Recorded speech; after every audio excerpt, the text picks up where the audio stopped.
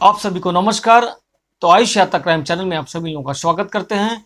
आपसे गुजारिश है कि अब तक इस चैनल को सब्सक्राइब, लाइक, शेयर, कमेंट नहीं किए हैं तो कर लीजिए, ताकि वीडियो का नोटिफिकेशन आप पहले मिलता रहे। और सब्सक्राइबर ही नहीं, आप यूट्यूब फैमिली हैं, परिवार हैं, और इस आयुष यात्रा क्राइम चैनल को सब्सक्राइब करके अपना ढेर सारा प्यार दें और इस चैनल को सपोर्ट करें। आज जिस घटना से आज मैं आपको रूबरू कराऊंगा, उस घटना को जानकर सुनकर आप भी हैरान रह जाएंगे।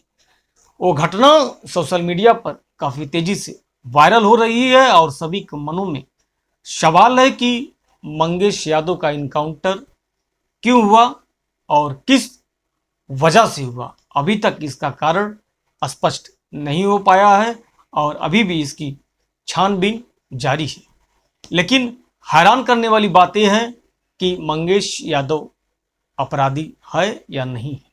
आइए चलिए हर एक बारीकी को, हर एक बातों को समझते हैं इस वीडियो में। वीडियो के साथ जुड़े रहें और बने रहें तो ही जान पाएंगे असल में पूरा क्या है मामला। हेलमेट पहने डकैती करता मंगेश यादव कैसे पहचाना गया, यह सवाल है। इस तस्वीर में अटकी यूपी पुलिस की फर्जी एनकाउंटर की ये कहानी पूरी तरीके से ऐसा लग रहा है या रची हुई है और बनी हुई है। दरअसल क्या है पूरा मामला, चलिए आइए जानते हैं विस्तार पूर्वक। वीडियो के साथ आप बने रहे। लखनऊ पुलिस मुख्यालय में टेबल, कुर्सी, माइक सब सेट हो चुका था। कैमरे के पीछे तमाम क्राइम रिपोर्टर अपनी अपनी सीट पर बैठ चुके थे और तभी एक एक कर यूपी पुलिस के 3 सबसे आला अफसर पहले से ही तय अपनी कुर्सियों पर आकर बैठ जाते हैं। और ये अफसर हैं यूपी के डीजीपी प्रशांत कुमार, यूपी के एडीजी लॉ एंड ऑर्डर और एसटीएफ चीफ अमिताभ यस और ADG Lucknow zone SB Shirodkar. हाल के वक्त में यूपी के क्या देश के किसी भी राज्य में किसी डकैती को लेकर रिपोर्टरों के सवाल के जवाब देने के लिए एक साथ इतना बड़ा लाव लश्कर शायद ही कभी इकट्ठा हुआ होगा। पर यह मामला मंगेश यादव के उस इनकाउंटर को लेकर, जिसे लेकर यूपी पुलिस पर भी उंगलियां उठ रही हैं। और कमाल देखिए, डकैती से लेकर राज्य की जीडीपी तक की बात डीजीपी साहब ने बता दी है, लेकिन मंगेश यादव के इनकाउंटर पर उठे सवालों का एक भी वह जवाब अब तक नहीं दिए हैं। बड़ी हैरानी और परेशानी की ये बात है। जो असली या फर्जी इनकाउंटर को शक को दूर कर सके। यूपी पुलिस ने पूरी तैयारियों के साथ प्रेस कॉन्फ्रेंस की थी। प्रेस कॉन्फ्रेंस के बीच में पूरा बाकायदा कुछ वीडियो भी चलाए गए थे और इस वीडियो के जरिए 28 अगस्त की दोपहर करीब 12:45 बजे सुल्तानपुर के भरत ज्वेलर्स में डाका डालने वाले 5 लुटेरों की बिल्कुल क्लियर तस्वीरें भी दिखाई गई थी। और इतना ही नहीं, यूपी पुलिस ने इन तस्वीरों पर बाकायदा ग्राफिक्स का भी ठीक वैसे ही इस्तेमाल किया था जैसे अमूमन न्यूज़ चैनल वाले करते हैं। हर लुटेरे की इमेज को फ्रीज कर एक ऐसे 5 नंबर तक की गिनती दिखाई गई थी और सर्कल में उनके नाम भी थे। ये सारी मेहनत इसलिए थी ताकि जो दिखाया जा सके इस लूटपाट में जो 5 लुटेरे शोरूम के अंदर थे, उनमें से एक मंगेश यादव भी था। हालांकि चेहरा किसी का भी क्लियर नहीं था और चेहरा किसी का भी दिखाई भी नहीं दे रहा था, क्योंकि 5 लुटेरे जो थे वह अपने कुछ ना कुछ अपने मुंह को बांधे हुए थे और हेलमेट पहने हुए थे। जाहिर है कि ये सवाल तो बनता था कि बिना चेहरे देखे कैसे आपने मान लिया कि यह मंगेश यादव ही है। एक रिपोर्टर ने इस बात को पूछ भी लिया था, लेकिन इस पर डीजीपी साहब झुंझुलाते हुए सवाल जो थे न जाने कहां से लाकर खड़े कर दिए थे और इधर उधर की बातें बताने लगे थे। मंगेश यादव के इनकाउंटर को लेकर उठ रहे सवालों के बीच शायद यूपी पुलिस ने इस बात को भी भूल गई थी कि सुल्तानपुर के भरत ज्वेलर्स में हुई डकैती पर किसी का शक नहीं है। वहां पर जो डाका पड़ा है या सच है, डकैत कैमरे में कैद हैं ये भी सच है। इन पांचों नकाबपोशों में एक मंगेश यादव हो सकता है, ये भी मुमकिन है। मंगेश यादव पर चोरी के 8 पुराने केस हैं, ये भी सही है।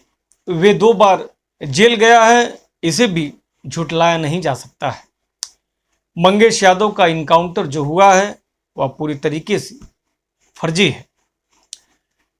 इसका जवाब देने के बजाय प्रेस कॉन्फ्रेंस के दौरान मीडिया को वीडियो की शक्ल में मंगेश यादव की मां और उसकी बहन के ये बयान दिखाए गए और इस दावे के साथ कि ये वीडियो 3 सितंबर का है, यानी उस वक्त का जब पुलिस मंगेश यादव के घर पर मंगेश यादव को ढूंढने के लिए गई थी। यह बड़ी हैरान करने वाली यह बात है। मंगेश यादव की मां और बहन का ये बयान इसलिए अहम हो जाता है कि क्योंकि इन्हीं दोनों ने मंगेश यादव के इनकाउंटर के बाद मीडिया के सामने ये दावा किया था कि सादे लिबास में कुछ पुलिस वाले 2 सितंबर की रात मंगेश को घर से उठाकर ले जाते हैं। इस वीडियो में दोनों ने बताया कि मंगेश यादव तो पिछले 2-3 महीने से घर पर था ही नहीं, वह मुंबई गया हुआ था। लेकिन यूपी पुलिस की तरफ से 3 सितंबर के दिन इस वीडियो में एक पेच है। वे पेच ये है कि एक वीडियो में जब मंगेश यादव की बहन प्रिंसी से पुलिस वाला सवाल कर रहा है, तब प्रिंसी को देख कर ऐसा लग रहा है कि शायद वे सो रही थी और पुलिस वालों के जगाने पर अभी भी वह उठी है। इस वक्त प्रिंसी ने सफेद रंग का कोई शर्ट या कुर्ता पहन रखा था। लेकिन इसके बाद जैसे ही मंगेश की मां से पुलिस पूछताछ करती है, तभी प्रिंसी राउंड नेक की टी शर्ट में दिखाई देती है। यानी उतनी देर में उसके कपड़े कैसे बदल चुके थे, या सवाल पैदा करता है। वैसे राज्य के इन 3 सबसे आला अफसरों के हिसाब से डकैती की जो पूरी कहानी है वे कुछ यूं है। इसकी साजिश काफ़ी पहले से बुनी गई है। फिर 2 बार भरत ज्वेलर्स की रेकी भी की गई और प्रेस कॉन्फ्रेंस में रेकी की तस्वीर भी दिखाई गई थी। और इतना ही नहीं, रेकी करने वालों के नाम भी बताए गए। और हालांकि खुद यूपी पुलिस के मुताबिक दोनों ही रेकी में मंगेश यादव का नाम नहीं है, लेकिन लूट के लिए जिन मोटरसाइकिल का इस्तेमाल किया गया था उसकी चोरी में मंगेश यादव का नाम जरूर लिया गया है। इन्हीं में से एक बाइक को चोरी को लेकर जब एक रिपोर्टर सवाल पूछा कि चोरी के 8 दिन बाद अचानक उसकी रिपोर्ट कैसे लिखी गई और ये रिपोर्ट पहले क्यों नहीं लिखी गई थी, इस सवाल के जवाब में भी डीजीपी साहब कुछ और बोलते सुनाई दिए जाते हैं और इस सवाल का उनके पास कोई जवाब नहीं होता है। दरअसल बकौल पुलिस जिस शख्स की चोरी हुई बाइक इस डकैती में इस्तेमाल की गई थी उसके मुताबिक ये चोरी 20 अगस्त को जौनपुर के एक अस्पताल के बाहर से हुई थी। बाइक का मालिक नसीम अगले कई दिनों तक थाने के वह चक्कर काटता रहा और उसने 112 नंबर पर पुलिस को कॉल भी किया था, लेकिन किसी ने उसकी रिपोर्ट नहीं लिखी। फिर 28 अगस्त को भरत ज्वेलर्स में डाका पड़ने के कुछ घंटे बाद ही अचानक उसकी बाइक चोरी की जो रिपोर्ट लिख ली जाती है। और ये बात अजीब है और हैरान करने वाली है। यह सवाल ये भी है कि अगर नसीम की बाइक की चोरी की रिपोर्ट वक्त पर लिखी जाती और अस्पताल के सीसीटीवी फुटेज को से बाइक चुराने वालों की निशानदेही कर ली जाती तो क्या पता भरत ज्वेलर्स में पड़ने वाले डाके की साजिश का खुलासा पहले ही हो जाता और फिर ना डाका पड़ता और ना ही यूपी पुलिस मंगेश यादव का इनकाउंटर करना पड़ता। यह कहानी, यह घटना हर एक मोड़ पर नए नए तरीके से और यह मोड़ लेती जा रही है। जिस तरीके से पुलिस इस मामले को संज्ञान में लेकर और इस गुत्थी को सुलझाना चाहती है, यह गुत्थी दिन पे दिन उलझती चली हुई जा रही है। हर मोड़ पर एक नया सवाल पैदा कर रही है ये घटना और हर एक लोग इस घटने से अनजान है।